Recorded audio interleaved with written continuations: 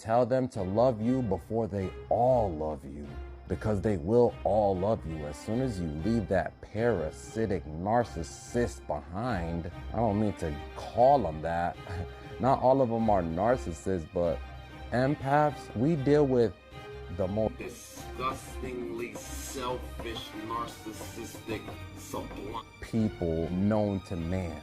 They're like attracted to us magnetic style. They see the light every time we step into the room.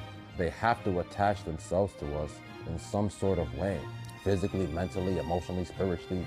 And if you were strong enough to cut those ties, those cords, those karmatic debts with those people, God is telling me to tell you, your absence in their life right now is hitting them so hard, like a bag of rocks to the face. Like a bag of bricks, like a ton of rocks just dropping on their little sandy foundation that they think they have. This little sandy foundation they think they're building without you, because they think that they could do it without you.